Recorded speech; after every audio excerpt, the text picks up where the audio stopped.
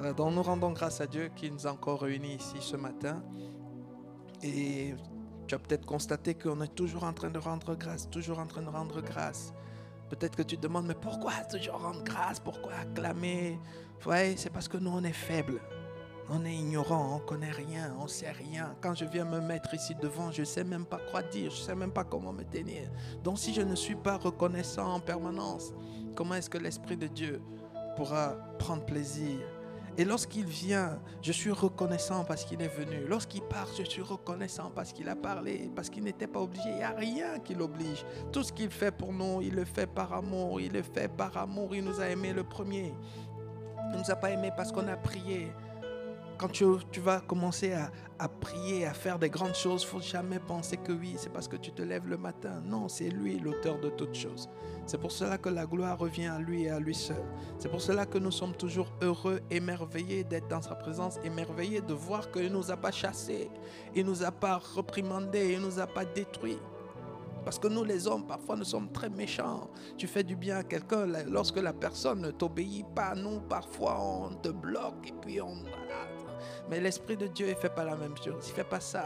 Il nous fait du bien. Mais maintenant, quand il nous demande nous aussi de faire quelque chose, on ne fait pas. Il continue quand même à nous faire du bien. Il te fait le bien. Après, il te dit, j'ai aussi besoin de toi. Est-ce que tu peux faire ça pour moi? Non, on dit non, je n'ai pas le temps. Je suis devant la télé, j'ai mon programme. Et jusque-là, il ne te zappe pas, il ne te brise pas, il ne te cancelle pas. Il continue à te faire du bien. C'est pour cela que devant un tel amour, nous, on ne peut pas être insensible. Devant un tel amour, on se dit, il n'y a qu'un homme qui peut faire ça pour nous. Aucun homme. Toutes les personnes qui nous aiment, qui disent qu'ils nous aiment, ils nous aiment toujours à condition que. Il y a toujours des conditions. Vous voyez? Même nos parents, au lieu juste de nous aimer parce que nous sommes leurs enfants, non, ils ont dit, si tu es sage, si tu travailles bien à l'école, si tu ne fais pas de bêtises, si, tu vois, il y avait toujours un si. Jusqu'au jour où on a rencontré Jésus le Christ. Il ne nous a pas dit si, il a dit viens comme tu es. Il dit te va. Nous on dit on est embarrassé, mais tu sais que il dit viens, c'est pour ça que je t'aime. Viens, mais je suis en train de venir, mais il faut que je te dise quand même que j'ai fait telle chose. Il dit avant que tu le fasses, je savais. Tu vois, non, je t'aime quand même comme ça. Donc pour la première fois, on rencontre quelqu'un qui ne nous dit pas si. Comment ne pas être reconnaissant?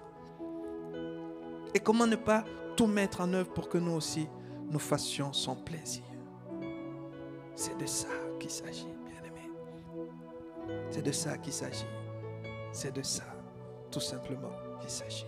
C'est la raison pour laquelle, si tu comprends ce que je suis en train de dire, tu ne pourras jamais faire autant de sacrifices pour un être humain que pour Jésus. Mais malheureusement pour nous, quand il s'agit des hommes, quand il s'agit de notre employeur, quand il s'agit de notre ceci ou de cela, on est parfois prêt à faire tout genre de sacrifice, à tout abandonner. Mais quand il s'agit de celui qui nous aime de manière inconditionnelle, de celui qui nous donne le souffle de vie, celui qui est l'auteur de notre vie, celui qui est tout pour nous, celui vers qui on retourne toujours lorsque tout le monde nous a abandonnés, lorsque lui, il a besoin de nous, on ne veut faire aucun sacrifice, on ne veut rien faire. On lui dit oui, si j'ai le temps, si j'ai fini d'abord de faire tout ce que j'ai à faire. Si. C'est nous qui lui donnons des conditions maintenant. Alléluia. Dis à ton voisin, c'est pas normal. Pas normal. Et après on l'appelle Seigneur. Et lui, il est surpris. Il dit, mais pourquoi vous m'appelez Seigneur? Si vous ne faites pas ce que je dis, pourquoi vous m'appelez Seigneur? Et là, alors, il nous a mis en garde. Il dit, le dernier jour, il y a beaucoup qui vont dire Seigneur, Seigneur, Seigneur. Mais sachez déjà que tous ceux qui diront Seigneur n'entreront pas dans mon royaume. Tous n'entreront pas. Il dit, celui-là seul. Et j'aime bien le celui-là seul parce que c'est une grande mise en garde. Il dit, tous ceux qui m'appellent Seigneur, ça veut dire ils sont nombreux, n'est-ce pas? Beaucoup de chrétiens appellent Seigneur. Il dit, mais celui-là seul. Donc Jésus est en train de dire que, il est en train de prophétiser que peut-être qu'il n'y aura qu'une seule personne. Vous voyez? Est-ce que tu seras cette personne? Ça veut dire que quand tu comprends ça, ça veut dire que quand tu viens à l'église, et ne viens pas pour ton frère, ne copie pas ton frère, ne regarde pas comment ton frère fait, et tu fais. Les autres ne font pas ci. Bon, ok, moi aussi, je ne fais pas. Les autres se font comme ça. Bon, moi aussi. Non, non, non. Jésus a dit celui-là seul. Ça veut dire que ce n'est pas une question de groupe avec Dieu. Ce n'est pas une question de bande avec Dieu. Ce n'est pas une question de clan avec Dieu. Ce n'est pas nous. Non, c'est individuellement. C'est individuellement. C'est pour cela que tu pouvais voir quelqu'un comme l'apôtre Paul. L'apôtre Paul dit, vous faites comme vous voulez. Faites comme vous voulez. Asseyez-vous, regardez Netflix, regardez YouTube et toutes ces choses-là. Allez vous promener, faites tout ce que vous voulez, comme vous voulez. Mangez ce que vous voulez, quand vous voulez. Faites ça, il n'y a pas de problème. Il dit, mais moi, Paul, je traite durement mon corps, je le maintiens assujetti. Il n'a pas dit, faisons ça. Tu vois? Il a dit lui. Ça veut dire que bon, il dit faites ce que vous voulez. Mais moi, je traite durement mon corps.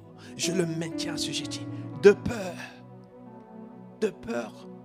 d'être rejeté après avoir fait tout ce que j'ai fait. De peur d'être rejeté. Vous voyez, quelqu'un comme l'apôtre Paul, s'il sait qu'il peut être rejeté, ça veut dire que Paul sait que Jésus ne ment pas. Quand il dit celui-là seul. Vous voyez? Josué a dit, je ne sais pas quel est le Dieu que vous allez servir. Il dit, mais moi et ma famille. Voyez? Donc à un certain moment, bien aimé, tu dois regarder à gauche et à droite et tu dis, moi. C'est pas nous, il n'y a pas de nous. Dis à ton voisin, il n'y a pas de nous. Il n'y a pas de nous. Tu peux exhorter ton frère, viens à la prière, viens on prie, mais tu lui dis quand même que moi. Okay. Fais ce que tu veux. Toi, moi je t'ai exhorté, non? Si tu veux, ne viens pas prier. Dis, mais moi. Voilà, c'est comme ça. Comme ça. Parce que ce n'est pas une question de groupe. Alors, donc, bien aimé, aujourd'hui, nous allons continuer. Le Seigneur a commencé à nous parler d'un sujet extrêmement important. J'allais dire le sujet le plus important. La raison pour laquelle nous sommes sur la terre. Je prie que nous tous, nous puissions saisir cette fois-ci définitivement. Ce n'est pas quelque chose que tu n'as jamais entendu. Tu as certainement déjà entendu cela, mais tu n'as jamais décidé de mettre cela en pratique. Tu n'as jamais essayé de mettre cela en pratique. Je prie qu'aujourd'hui, on a commencé le dimanche dernier, mais que cette fois-ci, ce message soit ton message définitivement. Parce que ce ne sera pas seulement le salut pour toi-même, mais ce sera le salut également pour tes enfants, pour la génération à venir. Amen. Il s'agit de réussir selon Dieu. Le Seigneur est en train de nous parler de servir Dieu. Nous sommes nés pour servir Dieu. Il nous a parlé de le servir dans nos familles. Il nous a parlé de le servir dans nos lieux de travail. Aujourd'hui, le Seigneur a commencé à nous parler de le servir en réussissant à tous égards. Ça veut dire que lorsque tu réussis ta vie, tu es en train de servir Dieu. Ça veut dire que lorsque tu es en train de tout mettre en œuvre pour réussir ta vie, c'est Dieu que tu es en train de servir. C'est la raison pour laquelle, si tu sers Dieu, tu dois tout mettre en œuvre pour réussir ta vie. En d'autres termes, tu dois prendre ta vie très au sérieux. Tu dois prendre ta vie très au sérieux. Tu dois comprendre que réussir pour toi et pour moi, ce n'est pas une option. Parce que si on réussit, on a servi Dieu. Si on échoue, on a servi le diable.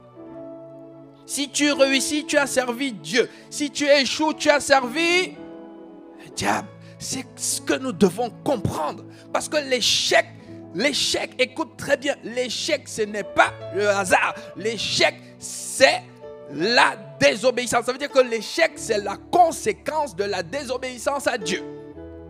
Et le succès, la réussite, c'est aussi la conséquence de l'obéissance à Dieu. Donc une personne qui a échoué, c'est une personne qui a passé le temps à obéir à Satan.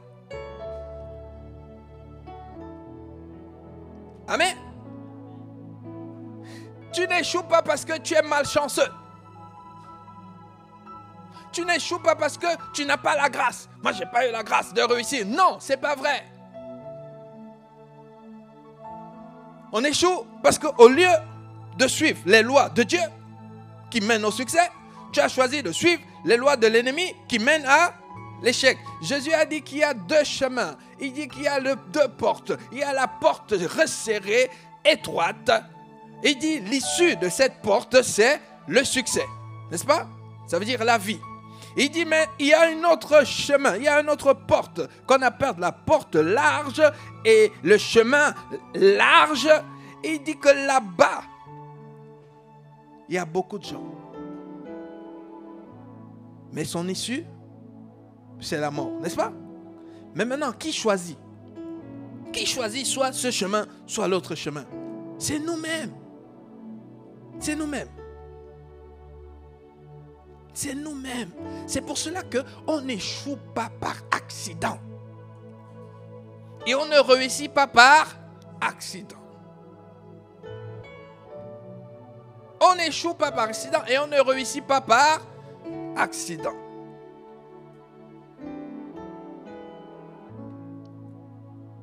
C'est la raison pour laquelle lorsque quelqu'un échoue et qu'il vient te demander de l'aide, tu as le droit de lui dire que reconnais d'abord que c'est toi qui t'es mis dans cette situation. Il va dire, oh, ben, tu sais, je suis ici parce que mon oncle est un sorcier, parce que l'autre, parce que d'autres vont dire que oui, c'est parce qu'à l'église là-bas, on ne nous a pas enseigné ces choses. Tu lui dis, écoute d'abord, si tu veux que quelque chose change, reconnais d'abord que c'est toi-même qui t'es trouvé là-bas. Ok? Parce que Dieu ne va pas écouter que oui, c'est l'autre qui a fait, c'est l'autre qui a fait. Non, c'est toi, c'est toi, c'est toi. Et alors le Seigneur nous envoie ta parole aujourd'hui pour que nous ne puissions pas dire qu'on ne savait pas. Et nous avons vu la semaine dernière, Jean 15, verset 16. Jean 15, verset 16 nous montre exactement ce que Dieu entend par succès. Et il nous montre clairement que c'est pour cela qu'il nous a créés. Okay? Jean 15, verset 16. Ce n'est pas vous qui m'avez choisi. Je pense que nous tous, nous sommes d'accord. Personne n'a dit à Dieu, Seigneur, envoie-moi sur la terre, envoie-moi sur la terre, envoie-moi sur la terre, envoie-moi sur la terre. Je vais continuer à crier jusqu'à ce que tu m'envoies sur la terre. Si tu ne m'envoies pas sur la terre, je vais continuer jusqu'à te casser la tête, jusqu'à te casser la tête. Et Dieu a dit, ok, je t'envoie sur la terre. Personne n'a fait ça. Il dit que c'est lui qui t'a choisi. Il a dit, et toi, en cette saison, je t'envoie là-bas. Et il t'a envoyé pour un but. C'est moi qui vous ai choisi. Je vous ai choisi, je vous ai établi. Afin que vous alliez, voici la mission, que vous alliez et que vous portez du fruit et que votre fruit demeure. Voici la mission. Voici la raison pour laquelle nous sommes créés. Voici la raison pour laquelle nous sommes nés. Mais maintenant, le fruit dépend de qui? Pour que le fruit sorte, ça dépend de qui? De Dieu? Non, c'est toi et moi. Il a dit, allez. Il faut aller porter du fruit. Va là-bas sur la terre, tu portes du fruit. Va là-bas sur la terre, tu portes du fruit. Et maintenant, il faut savoir que si Dieu te dit, va, tu portes du fruit, ça veut dire que Dieu t'a déjà donné de quoi porter du fruit. C'est ça. Tout ce qu'il attend maintenant, c'est ton obéissance. C'est ton obéissance qui va faire que, à un certain moment, nous allons voir le fruit. Amen. Voici le plan de Dieu pour chacun d'entre nous. Dieu, en t'envoyant sur la terre, voici le rêve de Dieu. Voici le rêve de Dieu. Voici le rêve de Dieu pour chacun d'entre nous. Tu vois? Dieu a un rêve. Dis à ton voisin, Dieu a un rêve. Dieu veut que lorsqu'il te regarde, très bientôt, ouais, il veut que bientôt, quand il va te regarder, bon, il te regarde tout le temps, mais très souvent, il est déçu. Mais nous, on ne veut plus le décevoir. Il faut que très souvent, bientôt, quand il te regarde, il voit un arbre avec beaucoup de fruits et les animaux sont en train de prendre plaisir. Tu vois? Les hommes sont en train de prendre plaisir. Bon, il ne faut pas rigoler, hein? Ça c'est l'oiseau. Tout le monde n'a pas tous la même grâce. Tu vois, non? Si tu as la grâce de dessiner, hein, c'est ta grâce. Tu vois, même les oiseaux, viens. Si j'étais un bon dessinateur, je devais dessiner leur sourire. Comment ils sont en train de sourire. Ils sont dans la joie. L'homme dans la joie, en train de manger de fruits. Les oiseaux dans la joie. Et pendant qu'ils sont en train de manger, ils disent, oh gloire, oh gloire. Tu vois, ils sont en train de bénir le Seigneur. Mais ils bénissent le Seigneur pour qui? Pour toi là, qui a rendu cela possible.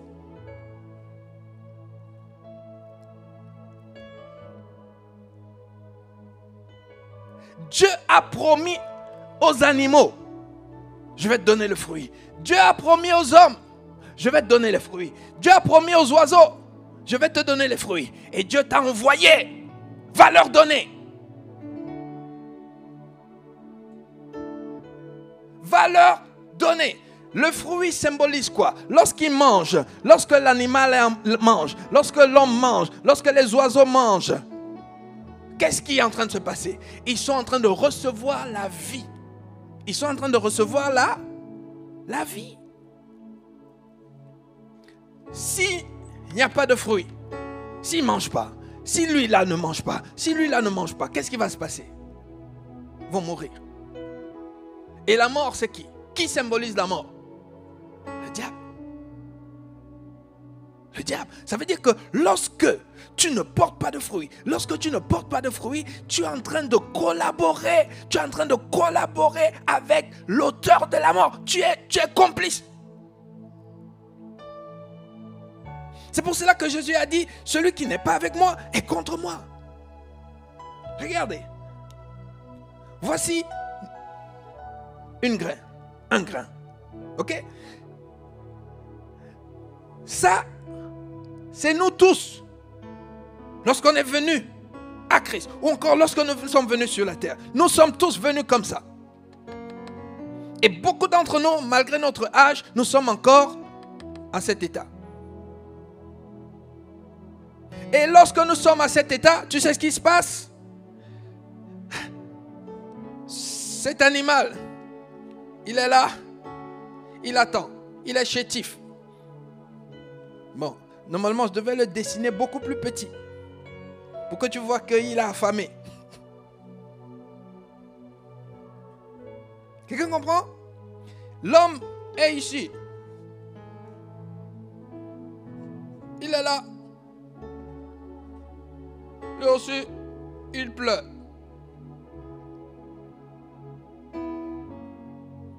Les oiseaux sont là. Ne rigole pas, ne rigole pas. Ouais, et aussi il pleure.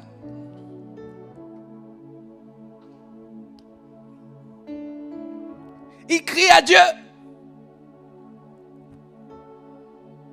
Tous prient, ils disent Seigneur, Seigneur, Seigneur, Seigneur, Seigneur. Oh Seigneur, Seigneur, Seigneur. Tous crient à Dieu, ils crient à Dieu, ils crient à Dieu, ils crient à Dieu. Tout le monde ici crie à Dieu.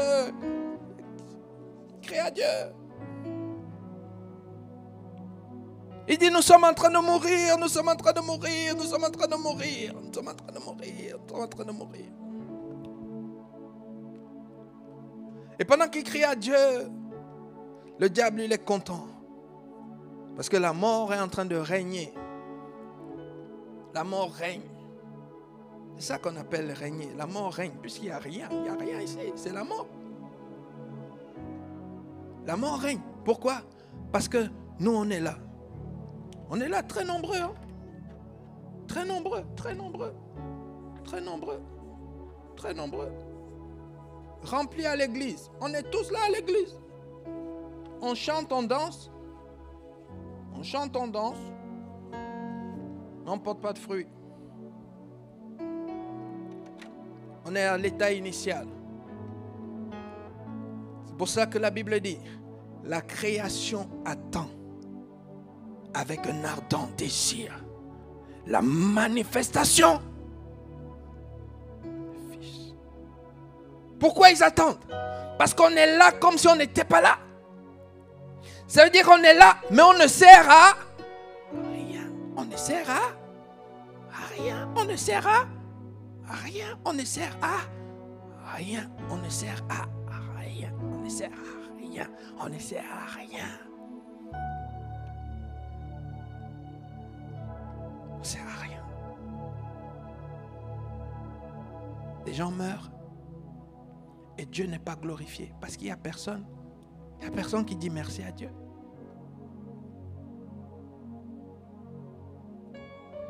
Et le seul qui est glorifié, c'est Satan. C'est lui qui jubile. Il rigole. Ils sont enfants de Dieu. Ils peuvent chanter, ils peuvent danser, mais ils ne porteront pas de fruits. Ils peuvent chanter, ils peuvent danser, mais ils ne représentent aucune menace. Ils peuvent chanter, ils peuvent danser, mais ils sont minuscules. Ils peuvent chanter, ils peuvent danser, mais nous on va créer tout ce qu'on veut créer, tout désordre qu'on va créer. On va mener la drogue, on va mener toutes ces choses bizarres. On va mener le Steve et ainsi de suite. Et ils ne pourront rien faire. Pourquoi? Parce qu'ils sont restés minables. Et j'occupe tout l'espace.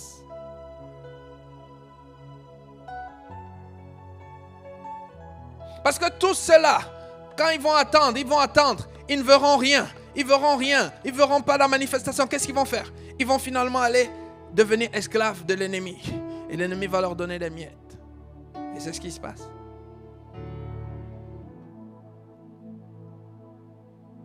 Quand toi et moi, nous n'avons pas d'emploi à offrir à quelqu'un, ils ont tellement attendu l'emploi qui vient de l'enfant de Dieu.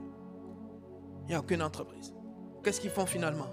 Ils vont aller chercher une entreprise chez quelqu'un qui est franc mécanicien. Vrai ou faux? Quand ils vont chez le franc mécanicien, il leur dit, tu sais, ici, pour avoir la promotion, il te faut ci, il te faut ça. Sinon, t'es viré. Sinon. Tu dis, on ne parle pas de Jésus ici. Ici, on ne prie pas ici. Ici, on ne fait pas ci. Ici, toutes ces choses, tu dis, ok.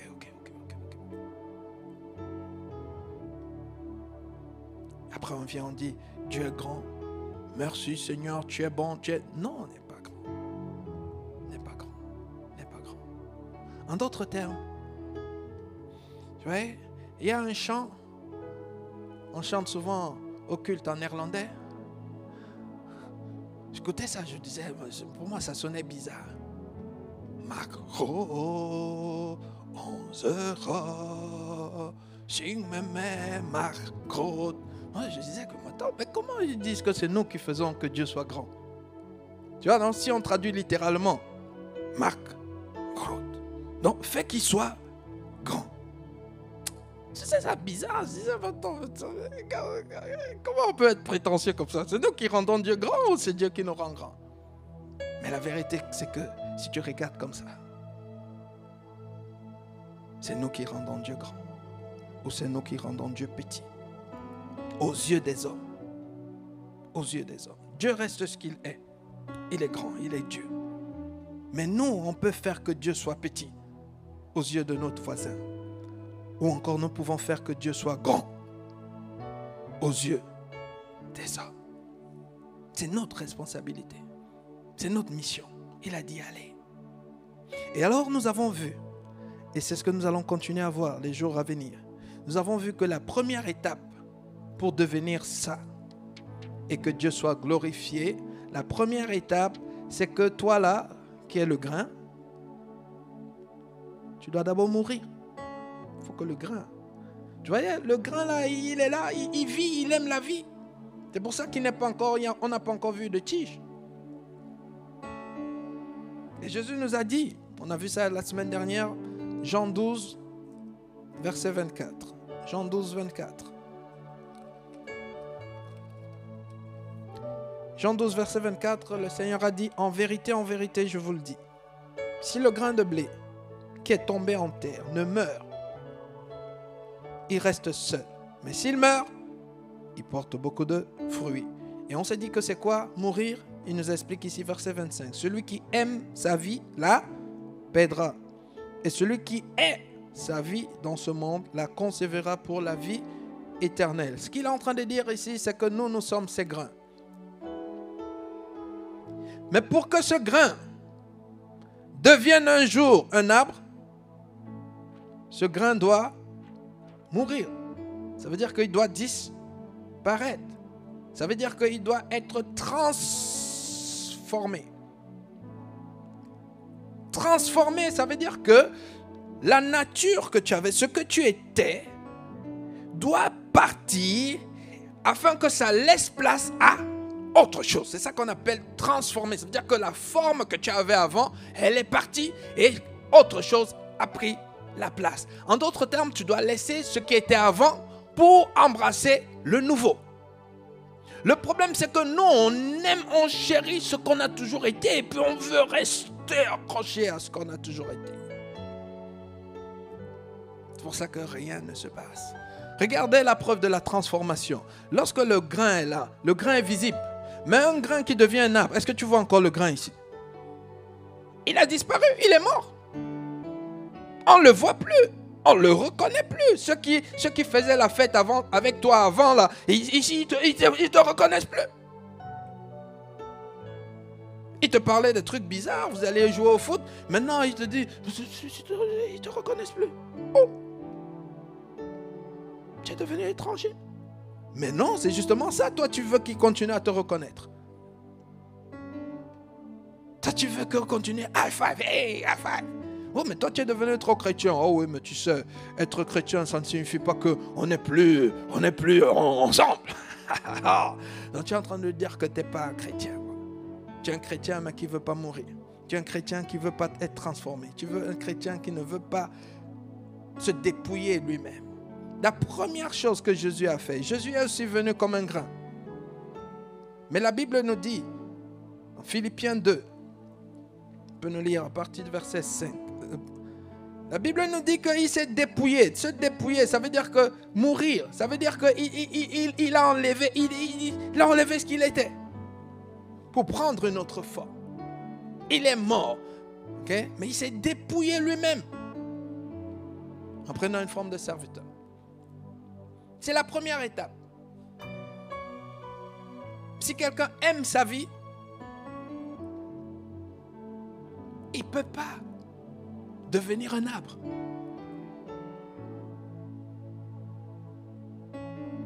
Il ne peut pas devenir un arbre. Alors ça, c'était la première étape. Maintenant, la deuxième étape. Quand ce grain accepte de mourir, il accepte de mourir, il va pourrir. Il est mort. Ça veut dire que tu l'insultes, tu dis qu'il n'est pas beau, il n'est pas belle, il n'y a aucun problème. Tu lui dis qu'il est... Voilà, tout ce que tu vas dire, il n'y a pas de problème. Tu lui dis que mais toi aussi tu es bizarre, tu es toujours à l'église. Il dit, il n'y a pas de problème. Tu es ceci, il n'y a pas de problème. Tu as raison. Oui, tu as raison. Tu le gifles ici, il te tend l'autre jour, tu as raison. Tu lui prends son argent, tu ne veux pas rembourser, il dit, il n'y a pas de problème, tu peux garder, tu as raison. Tu vois. On sélectionne tout le monde, on invite tout le monde, on ne l'invite pas, il dit, il n'y a pas de problème.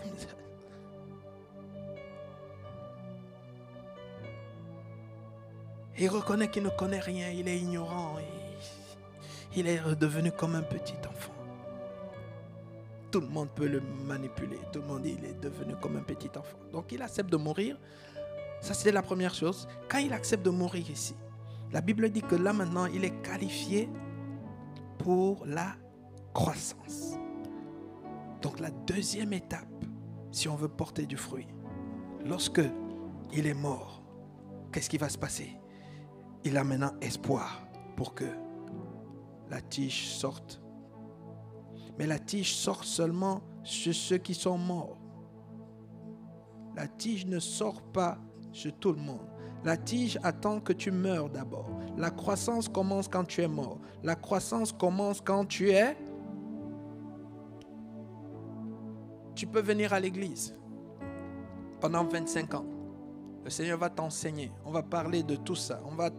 Tu vas te connecter à l'étude biblique pendant 25 ans. tant que tu n'es pas mort,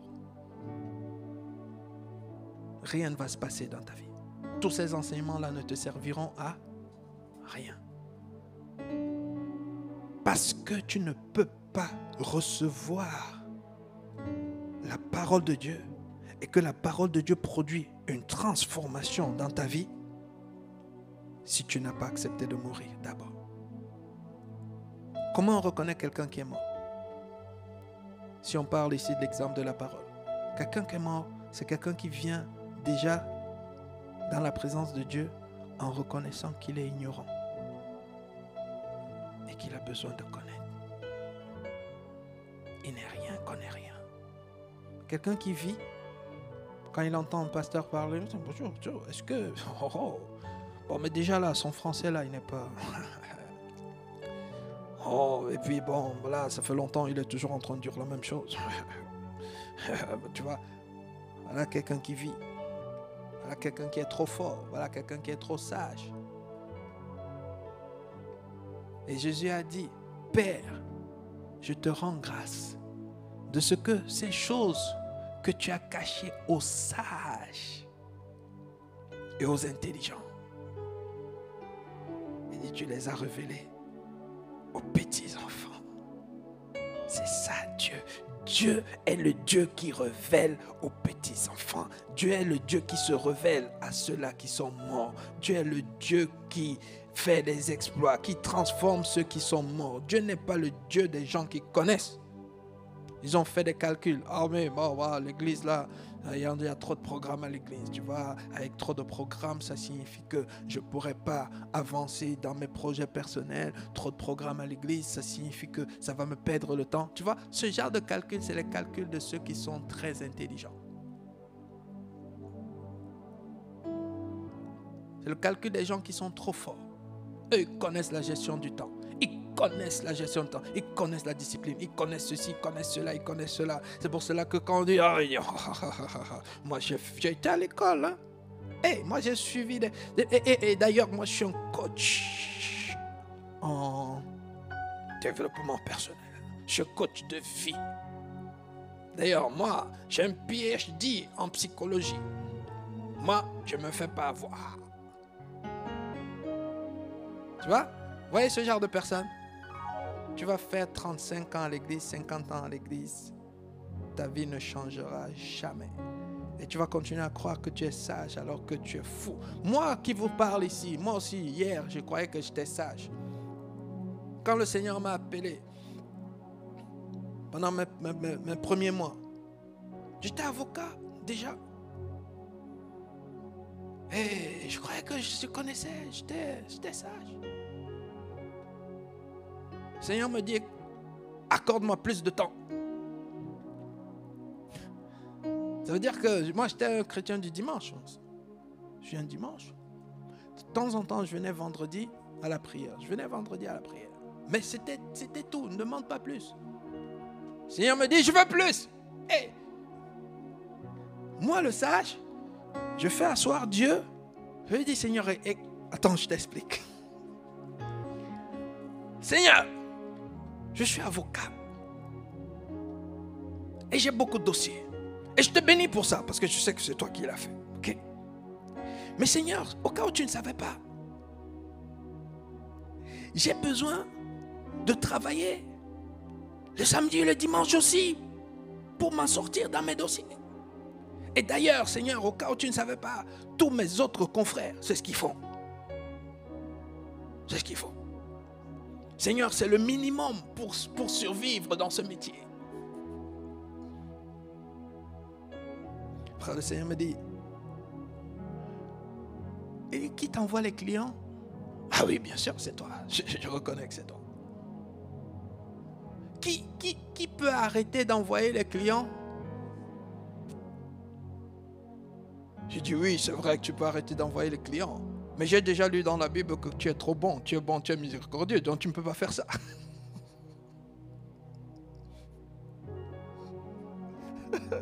Oui. Parfois, on veut abuser de la bonté de Dieu. Je dis, oh, tu es bon, tu es miséricordieux, tu ne peux pas faire ça. Après, il m'a laissé.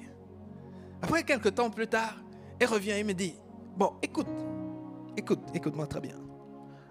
Supposons que tu refuses de me donner le temps et que tout ce temps que tu as, tu le consacres dans ta profession et que tu deviennes l'avocat le plus célèbre du monde et le plus riche du monde. Il me dit, explique-moi un peu. Ça te garantit la paix et la joie? Là, j'étais coincé. J'ai fermé les yeux et j'ai imaginé, j'ai vu l'image défiler de tous les avocats, tous les ténors de barreau que je connaissais, tous les avocats célèbres que je connaissais. J'ai vu leur visage défiler et j'ai vu comment la plupart sont stressés. Ils sont dans l'alcool, la drogue, les cigarettes. Et j'ai réalisé que, wow, la célébrité, l'intelligence, l'argent ne peuvent jamais acheter la paix et la joie. J'ai réalisé que... J'ai dit, Seigneur, donne le contrat. Je signe. Et c'est là où j'ai signé le contrat. J'ai dit, je vais monter, je vais descendre pour Dieu. Ce qui arrive, arrive. Parce que ça me sert à quoi? D'être célèbre, d'être riche, et être misérable, d'être dans la drogue, dans l'alcool, d'être dans les choses bizarres. Ça sert à quoi que je devienne riche et célèbre et après maintenant, chaque fois qu'il y a une femme qui passe, j'arrive. Quelqu'un comprend, non? Quelqu'un connaît Dominique Strauss-Kahn, n'est-ce pas? Riche, célèbre. Mais chaque fois, qui pouvait l'aider? Personne. Et c'est ce qui se passe quand on se croit sage et quand on se croit intelligent. Et alors, quand j'ai décidé, j'ai dit, ok, il n'y a pas de problème. Seigneur, je signe. Je suis devenu comme un fou. J'étais à l'église tous les jours, tous les programmes de l'église. Et le pasteur, mon pasteur Christian, il faisait que me augmenter les charges. Ok, toi tu es responsable de ci. Après, tu es responsable de ça. Après, tu es responsable de ci. Et chaque fois qu'il me disait, je disais, yes. Tu peux faire ça aussi, il n'y a pas de problème. Donne ici. Pourquoi? Parce que je savais déjà que Dieu ne peut pas te confier quelque chose s'il ne te donne pas la capacité. Et plus il me donnait, plus on rendait compte que mais c'est pas possible, ce garçon qui est arrivé là hier, comment est-ce qu'il progresse comme ça? Comment est-ce que Dieu l'utilise comme ça? Comment est-ce qu'il monte en flèche? Comment est-ce que Et un jour, il me dit, ok, tu vas porter la parole. J'étais encore un frère. Porte la parole. Vas-y, tu vas. Assistant pasteur, après maintenant on t'envoie en verse. Vous voyez? Et attends que je t'annonce. Là où je croyais avec ma sagesse d'être humain, là où je pensais que monter, descendre pour Dieu, c'était la faillite pour mon cabinet d'avocat. Bonne nouvelle que je t'annonce, c'est que j'ai jamais fait faillite. Amen. De gloire en gloire.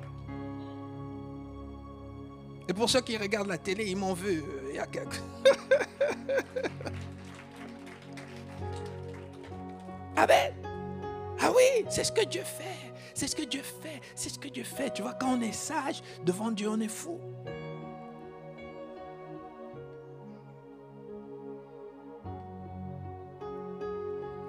Dans la deuxième étape qu'on a vue, on va développer la semaine prochaine. Je t'en supplie. Je ne sais pas comment te dire. Je ne sais pas comment te dire cela. J'ai partagé mon témoignage là. Je vous dis, c'est comme cela que ça fonctionne avec Dieu. Quand j'étais sage, je vous explique, quand j'étais sage, je ne pouvais pas grandir. Dieu ne pouvait pas, rien ne pouvait sortir de moi. Je ne pouvais pas me développer. Mais quand j'ai accepté de mourir, j'ai dit, Seigneur, je ne sais même pas ce qu'on appelle gestion du temps. Je ne sais même pas comment on s'organise. Je ne sais même pas. Ces choses-là, je ne sais rien. Je ne sais rien. À partir d'aujourd'hui, si tu me dis juste gauche, je vais gauche, droite, droite, milieu, assis. Quel que soit ce que tu dis, ben, je le fais juste. Je ne sais même pas comment on éduque les enfants. Je ne sais rien, je ne sais rien. Bien aimé, en ce moment-là, nous on venait juste d'avoir des petits-enfants. On était encore des bébés. On monte avec eux, on descend avec eux, mon épouse, moi. Pourquoi? Parce qu'on n'était pas sage. Si on avait été sage, on aurait dit non, Seigneur. Hey, tu nous as donné les enfants. On doit être des bons parents. Les bons parents prennent de bon temps, le temps de qualité avec les enfants. Le temps de qualité, le temps de qualité.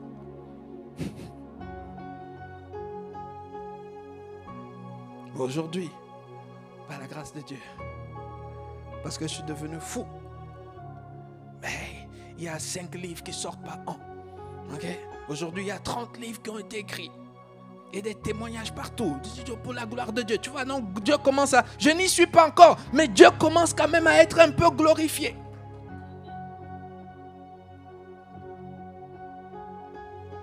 C'est ce que la parole dit. Il n'y a pas un autre. Il n'y a pas une autre façon. Il n'y a pas une autre clé. Il n'y a pas un autre processus. Il n'y a pas un autre. Tu meurs, ça veut dire que tu acceptes d'être ignorant. Tu acceptes que tout ce que tu as appris à l'école, tout ça c'est le mensonge. Tu acceptes de mettre ça de côté. Et maintenant tu te laisses nourrir par la semence de Dieu, la parole de Dieu, le Saint-Esprit, l'eau de Dieu. Et après maintenant, quelque chose va commencer à sortir. Et tu vas commencer à croître. Jésus lui-même, l'agneau de Dieu. La Bible nous dit dans Luc 2, verset 52. Et on clôture avec ça. Et on va continuer la semaine prochaine. Jésus lui-même, le roi des rois. Regardez le roi des rois. Il nous a voulu nous montrer comment est-ce que ça se passe. Il nous a voulu nous montrer la procédure. Jésus lui-même, après s'être dépouillé lui-même, ça veut dire qu'après avoir accepté de mourir, ce grain de blé qui a accepté de mourir, après avoir accepté de mourir, qu'est-ce qu'il faisait maintenant? La Bible nous dit qu'il croissait. Il croissait. Et c'est la prochaine étape. Il croissait comment? Il faisait croître les 3 aspects de son être, les 3 dimensions de son être, esprit, âme et corps. Il croissait en stature, le corps, en grâce, l'esprit, en sagesse. On a commencé en sagesse, l'âme. Ça veut dire que Jésus, de manière intentionnelle, et c'est ça que nous allons voir ensemble. Et je prie que toi aussi tu entres dans cette école. Entre dans cette école. La croissance en sagesse, ça signifie qu'il faut que tu t'éduques. Tu t'éduques. Éduquer, c'est quoi? Que tu connaisses les lois. Connais aussi les lois de la nature. Connais aussi les lois de l'éducation des enfants. Connais aussi les lois de ta santé. Connais, c'est s'éduquer. Amen. Il croissait en stature. Ça veut dire que lui aussi prenait soin du temple du Saint-Esprit. Et en grâce. En grâce, ça veut dire que spirituellement, il croissait. Il croissait spirituellement à travers la prière, à travers le temps de jeûne, à travers la bienfaisance. C'est toutes ces choses qui faisaient que, à un certain moment, quand tu commences à croître, tu atteins une certaine taille. Et qu'est-ce qui se passe subitement? Les fruits commencent à sortir. Et quand les fruits commencent à sortir, qu'est-ce qui se passe? Les hommes viennent vers toi. Manger tes fruits. Les oiseaux viennent vers toi manger des fruits. Les animaux viennent vers toi manger des fruits. Et tous reçoivent les fruits. Ils reçoivent les fruits en termes de conseils, en termes de livres, en termes de présence, en termes de prière pour eux, en termes de... C'est ça. Et tous disent merci à Dieu, Seigneur. Merci pour sa vie. Merci pour sa vie. Merci pour sa vie. C'est comme ça qu'on réussit sa vie. Alléluia. Est-ce que quelqu'un peut acclamer le Seigneur? On va prier. Élève juste la voix là où tu es. Élevons la voix ensemble. Disons que Seigneur, garde-nous.